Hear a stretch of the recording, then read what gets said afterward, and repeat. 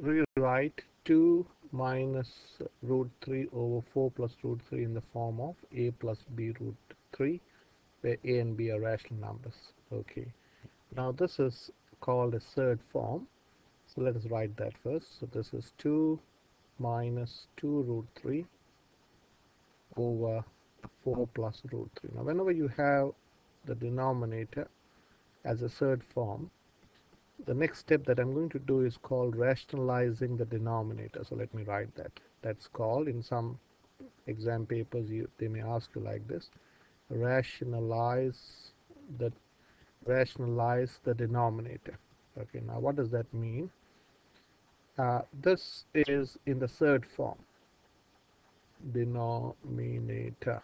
Okay, now to rationalize the denominator, what they're asking you to do is you have to change this into a neat number.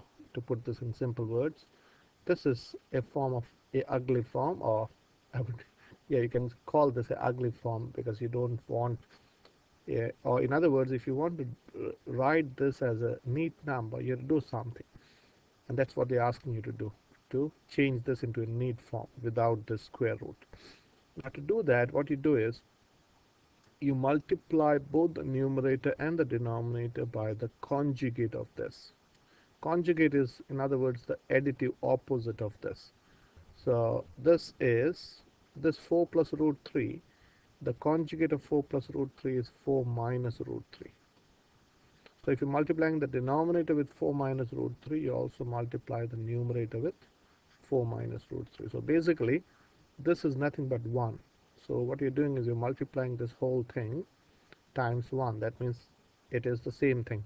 So basically this number, or this and this, are the same. Okay, the neat thing about the next step is what will happen is magically, not magically, mathematically, the denominator will become a neat number.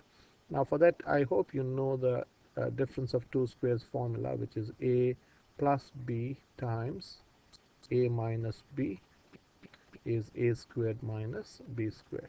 Okay, some books also call this famous formula as DOS. Okay, DOS, or this is the short form for difference of squares. So if you have difference of squares, you can write this form. So I'm going to do the expansion of the numerator. So this is 2. So let me put this in bracket like this. So now you're expanding two brackets, as so I think you can understand without me going through the, this is pretty easy. So 2 times 4 is 8. Then you're multiplying with 2 with negative root 3. So this is minus 2 root 3. Then you're multiplying with negative 2 root 3 times 4 is negative 8 root 3. And negative is positive 2. So it's 2 times root 3 times root 3. And root 3 times root 3 is 3. So this is becomes 2 times 3, which is 6, over, using DOS, I can say this is 4 squared minus root 3 squared. So the next step would be 8 plus 6 is 14. Oh, 8 plus 6 is not 16, it is 14. 8 plus 6 is 14 minus 10 root 3 over 16 minus 3. So which is nothing but 14 minus 10 root 3 over 13. Now the question is, you want to write in this form. You have to have an a, you have to have plus b times root 3. And a and b are rational numbers. Rational numbers are numbers which can be written as a fraction.